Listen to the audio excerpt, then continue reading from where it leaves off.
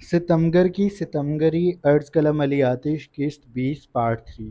پوری رات وہ اس کے پہلو میں بے خبر سوتی رہی تھی، لیکن صبح جب کرنوں نے کھڑکیوں پر دستک دی تو اس کی آنکھیں بے چینی سے کھلی تھی۔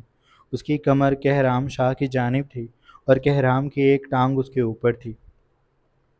وہ بیا کو اپنی باہوں میں بہت شدت سے بھر کر لیٹا تھا۔ اس کی بھاری پرتپش سانسیں بیا پہ اوس کی مانند برس رہی تھی، لیکن اس اوس کی تاثیر گرم تھی۔ جب بھی وہ بھاری دبیز دھوئیں جیسی سانسیں بیا کی گردن، کانوں کی لو اور گالوں کو چھوتیں تو بیا کا دل ایک عجیب سے احساس سے دوچار ہوتا۔ وہ خود میں سمٹتی جیسے کہرام سے فاصلہ کرنے کی کوشش میں تھی، لیکن ناکام ہو رہی تھی۔ اس کا بھاری وجود بیا کو اپنے حصار میں لیے ہوئے تھا، اور ایک عجیب بات اور بھی تھی کہ جس نے بیا کو پریشان اور بے چین کیا تھا۔ کہرام کے وجود کا انوکھا حصہ اس وقت اپنے تناؤ پہ تھا، اور وہ بیا کی کمر پہ اپنی موجودگی کا احساس پورے جوبن سے دلا رہا تھا۔ بیا کا دل دھک دھک کرنے لگا۔ اس نے خود کو آگے کرنے کی کوشش کی، لیکن وہ نہ ہو سکی۔ کہرام کا ایک ہاتھ اس کے پیٹ کے گرد لپٹا تھا۔ وہ بیا کو خود سے دور ہونے نہیں دے رہا تھا، اور بیا کو لگ رہا تھا جیسے اس کی جان نکل جائے گی۔ اس نے لبوں کو بھینچ لیا اور کہرام کو لرزتی آواز سے پکارا، کہرام! اس کی آواز ٹوٹ رہی تھی۔ اس کی کمر پر سوئے ہوئے کہرام کا بھرپور مردانہ حصہ اپنے جوبن پر اس کی کمر سے ٹکراتا اس کی جان لے رہا تھا۔ اسے یوں لگ رہا تھا جیسے کہرام یہ سب جان بوجھ کر رہا ہے، لیکن وہ حقیقت میں نیند میں ہی تھا، اور اس کے تخیل میں اس کی باہوں میں تکیہ ہے، جسے وہ سینے سے لگائے بے خبر اپنی حرکات سر انجام دے رہا ہے۔ وہ اپنی بے چینی کو تکیے سے مس کر رہا تھا، تاکہ اس کے دل کو تسلی اور اس کی بے چینیوں کو راحت ملے۔ وہ اپنے عمل میں کھویا تھا۔ اس کی موندی آنکھیں اور سویا دماغ اسے یہ احساس دلانے سے قاصر تھا کہ اس کے پہلو میں ایک نیا وجود ہے، جس کو اس نے رات ہی وعدے کے مطابق وقت دیا تھا، جسے اس نے اپنے کسی عمل سے ڈرانا نہیں تھا، لیکن وہ اب اس حال میں تھا کہ سب بھول بھال کر بس خود کو تسلی دے رہا تھا۔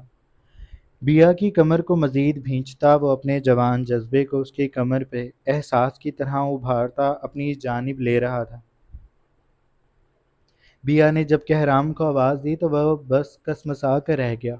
بیا کو لگا تھا وہ اٹھ جائے گا، لیکن وہ نہیں اٹھا تھا، اور بیا کو لگ رہا تھا کہ اگر اب بھی کہرام پیچھے نہ ہٹا تو وہ چیخ اٹھے گی۔ یہ چیز نہ جانے کیا تھی جو کسی گرم سریے کی طرح اس کی کمر کو داغ دے رہی تھی، جو جہاں جہاں چھو رہی تھی وہیں وہیں جیسے سرخیاں پڑنے لگی تھی۔ بیا کا حلق سوکھ رہا تھا، اس کا پورا وجود پسینے سے بھیگ رہا تھا۔ بکھری زلفوں والی لڑکی ماتھے پہ پسینے کے قطرے سے بے حال ہوتی ایک بار پھر اسے پکارنے لگی تھی، کہرام! الفاظ پھر ٹوٹ رہے تھے۔ وہ کبھی اتنی کنفیوز نہیں ہوئی تھی۔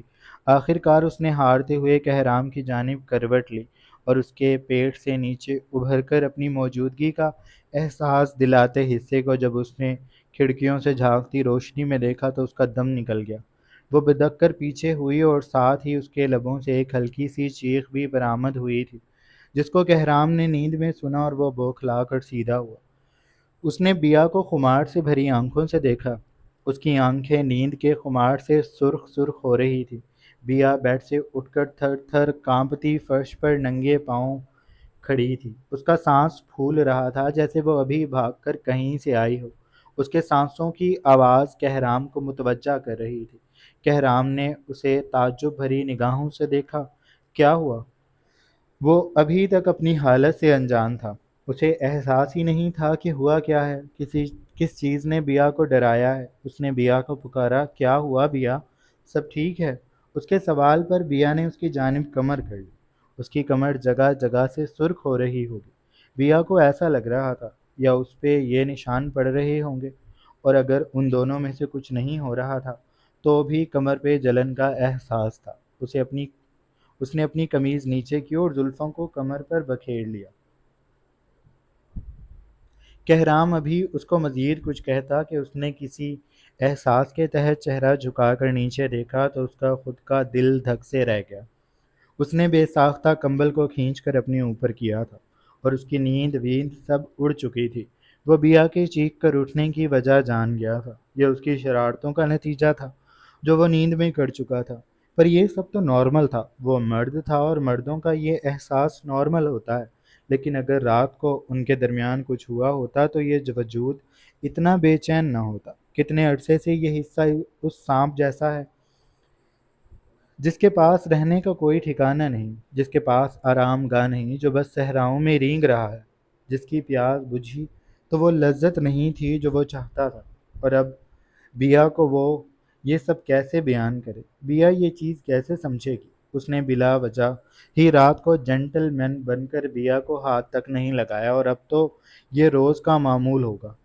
ان چھوٹی چھوٹی چیزوں کو کلیئر پہلی رات کے تعلق نہیں کرنا تھا۔ وہ جانتا وہ جتنا اس چیز کو دیر سے اپنائے گا، بیا اتنی ہی ذہنی تناؤ کا شکار ہوگی۔ اس نے گہرا سانس لیا، جسم کو تھوڑا سکون آیا تو اس نے کمبل کو پرے کر دیا۔ بیا ابھی تک کھڑی گہرے گہرے سانس لے رہی تھی۔ کہرام نے اسے نرمی سے اپنی جانب بلایا۔ اس کا ہاتھ اٹھ کر بیا تک گیا۔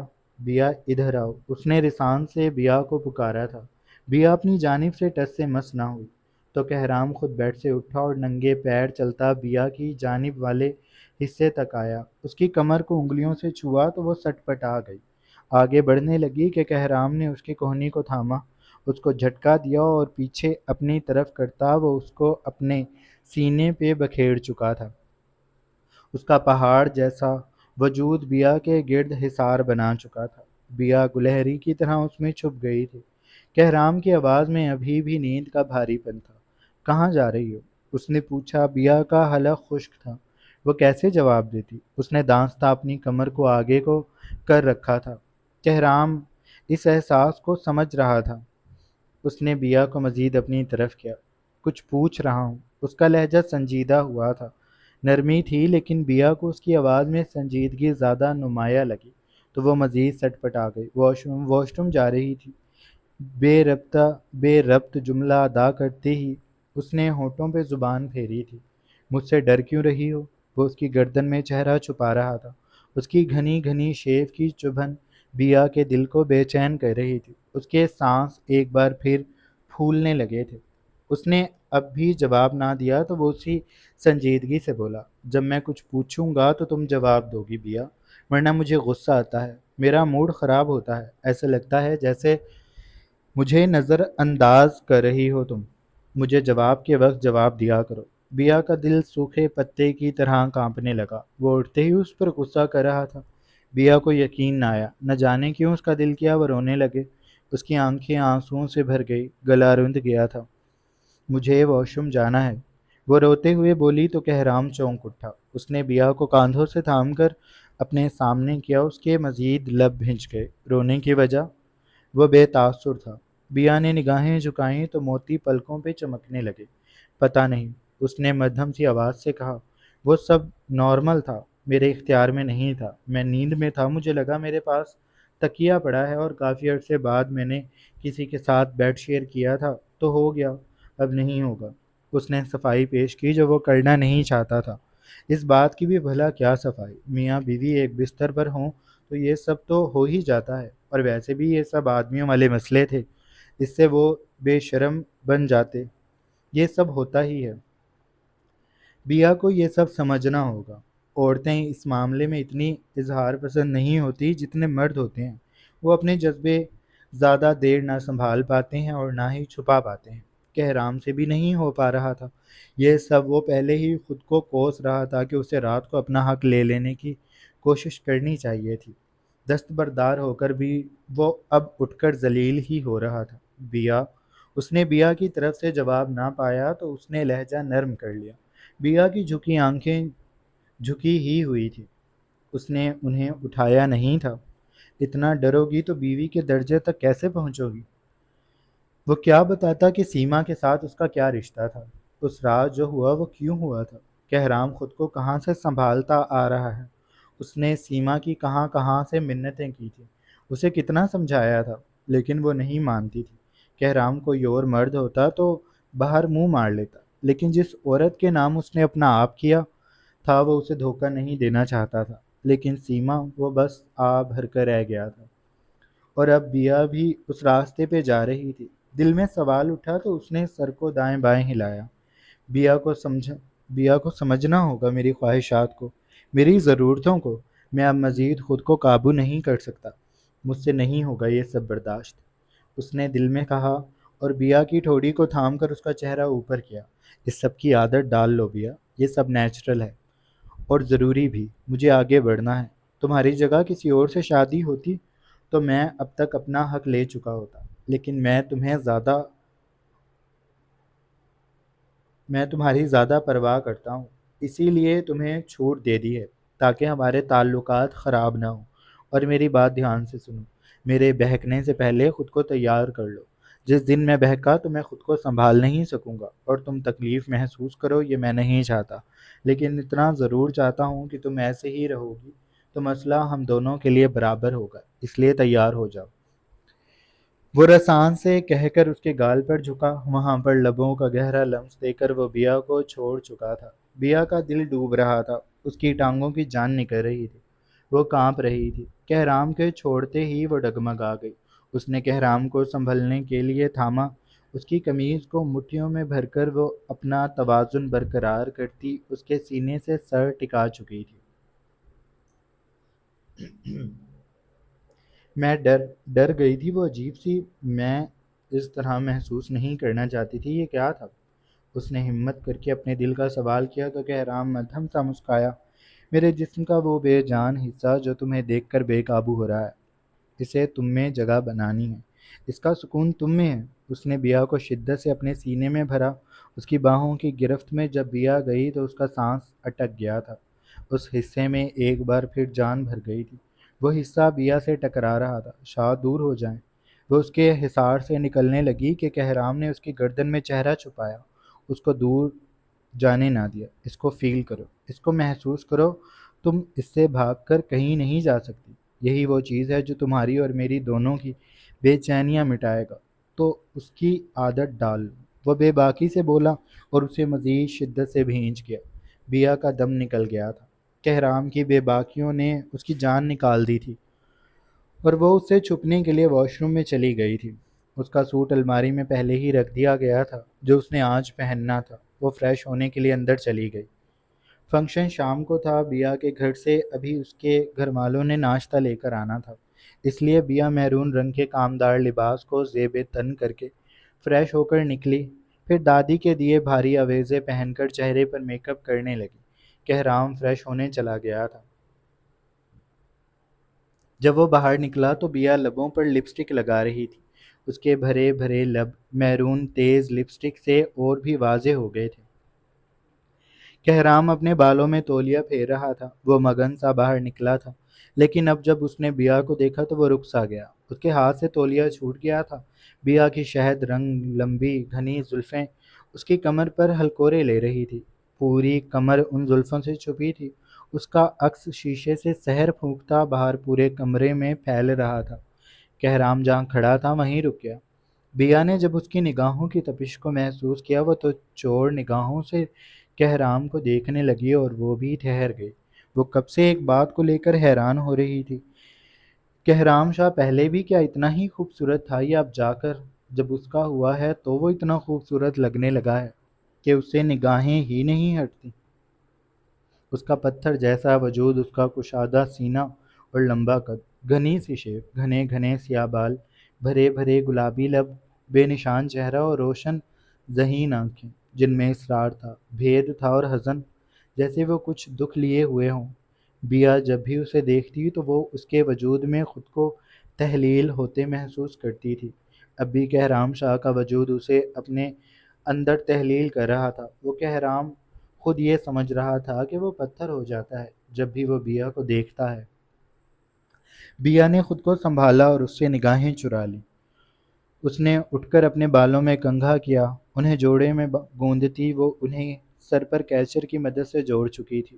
پھر وہ پلٹی اور کاٹن کے سوٹ میں ملبوس سر مرد کے پاس سے ہوتی وہ اپنے دوپٹہ تک آئی جو بیڈ پر رکھا تھا۔ اس نے اس دوپٹے کو اٹھایا اور اس کو احتیاط سے سر پر جما لیا، لیکن جیسے ہی وہ آگے بڑھنے لگی تاکہ وہ کہرام کے ہاتھ سے جو تولیہ گرا تھا اسے اٹھا کر اس کی جگہ پر رکھ سکے، کہرام نے اس کا ہاتھ تھاما، اس کو اپنی طرف کیا، پھر اس کا رخ وہ شیشے کے سامنے کرتا، اس کو دیکھنے کے چند پل بعد اس کے سر سے دوپٹہ ہٹاتا اسے شانوں تک لے گیا۔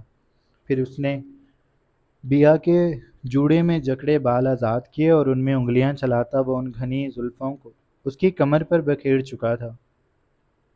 بالوں کی چند کٹی لٹیں چہرے کے دونوں جانب آ گئیں،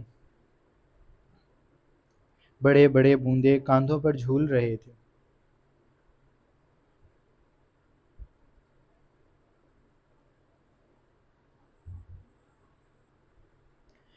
کہرام نے اس کی ٹھوڑی کو تھام کر اس کا چہرہ اوپر کیا اور اس کی آنکھوں میں آنکھیں ڈال کر وہ جیسے شیشے میں ابھر کر آتے اس کے وجود سے ہم کلام ہوا تھا۔ دوبارہ انہیں باندھ کر مت رکھنا، یہ کھلے ہوئے مجھے پسند ہے، وہ فرمائش کرتا اس کے گال پر اپنی انگلیوں کی پشت پھیر کر اس سے دور ہو گیا۔ بیا کو لگا جیسے اس کے دماغ میں دھواں بھر گیا۔ کہرام کے الفاظ کسی جادو کی طرح اس پر اترے تھے۔ بیا نے خود کو دیکھا، وہ پہلے بھی پیاری لگ رہی تھی، لیکن اب اس کا حسن مزید نکھر گیا تھا۔ وہ خاموشی سے بیڈ پر جا کر بیٹھ گئی۔ کہرام اپنے بال سنوار رہا تھا۔ کیا میں بھی ان کی تعریف کروں؟ اس نے دل میں سوچا۔ وہ کنکھیوں سے کہرام شاہ کو دیکھتی سوچ رہی تھی۔ کہرام اس کی نگاہوں کی بے چینی محسوس کر چکا تھا۔ کیا ہوا بیا، اب بھی وہی سب سوچ رہی ہو؟ اس نے ایک دم سے اسے پکارا تو بیا یوں اچھلی جیسے اسے کرنٹ لگا ہو۔ نہیں نہیں تو، اس نے کہا اور ساتھ سر بھی نہ میں ہلا دیا۔ پھر کیا سوچ رہی ہو؟ بیا جذبز ہوئی۔ اس نے بولنے کی کوشش کی لیکن اس کو جھٹکا لگا۔ اس کے گلے سے ایک دم سے کوئی بھی آواز نہ نکلی۔ اس نے اپنی گردن کو چھوا۔ کہرام بھویں سکیڑ کر اسے دیکھ رہا تھا، جس کی ہوائیاں اڑ گئی تھی۔ کیا وہ گونگی ہو گئی ہے؟ بیا کا دل دھک سے رہ گیا۔ کہرام نے کنگا رکھا، وہ پلٹ کر بیا کے پاس آیا۔ اس کے سامنے رک کر اس نے بیا کے ہاتھ کو تھاما جو اس کا گلا ٹٹور رہا تھا۔ نہیں گئی تمہاری آواز کہیں، تم بس کنفیوز ہو رہی ہو۔ اس نے بیا کو اپنے سامنے کھڑا کیا۔ وہ خود بیڈ پر بیٹھ گیا تھا۔ اب وہ بیا کے چہرے کو کچھ یوں دیکھ رہا تھا کہ اس کی نگاہیں بیا کی آنکھوں سے مل رہی تھی۔ وہ کچھ دیر ہی چھوٹی لگتی تھی، کچھ زیادہ ہی چھوٹی لگتی تھی اس کے سامنے۔ سانس لو میرے ساتھ جیسے میں لے رہا ہوں۔ اس نے گہرا سانس لیا۔ بیا نے بھی عمل دہرایا۔ کچھ دیر کی مشق کے بعد بیا سنبھل گئی تھی۔ اب بتاؤ کیا کہنا چاہتی تھی تم؟ بیا شرما سی گئی۔ آپ کی؟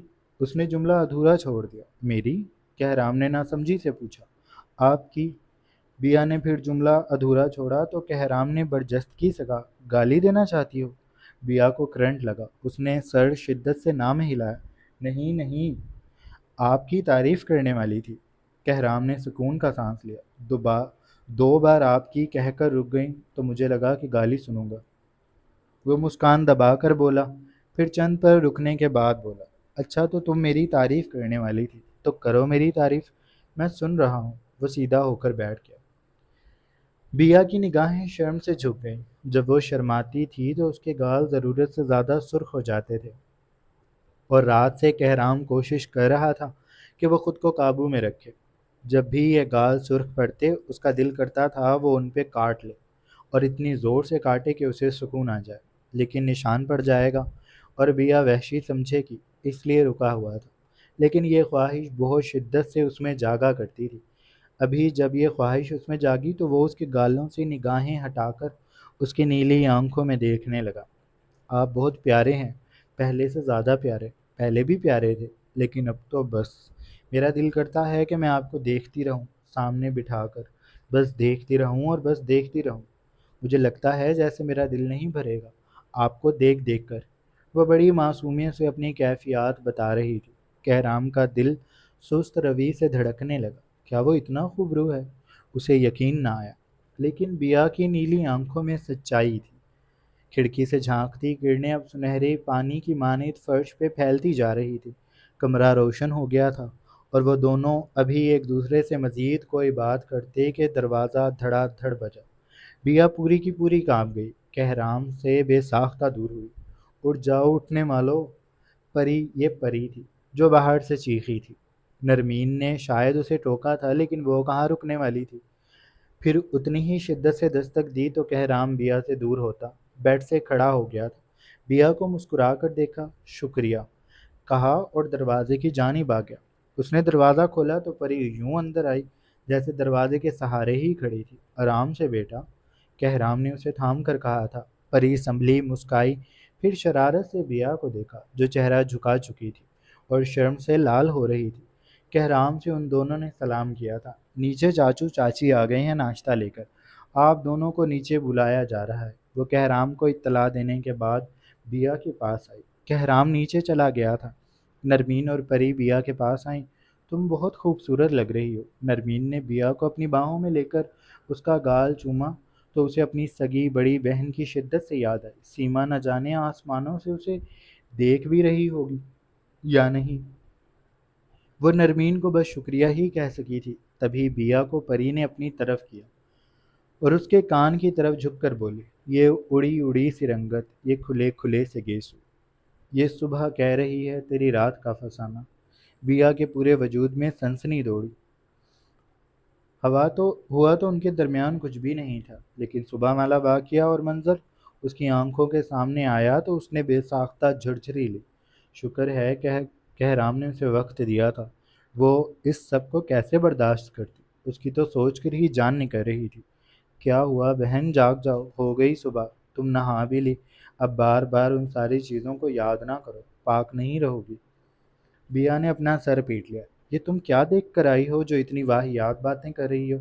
پری نے اس کی غصے سے بھری منمناہٹ پہ اسے شریر نگاہوں سے دیکھا۔ بس نیٹ پہ ویڈنگ نائٹس کے مختلف طریقے دیکھ رہی تھی اور سوچ رہی تھی کہ میری دوست پلس بھابھی کیسے وہ سب برداشت کر رہی ہوگی۔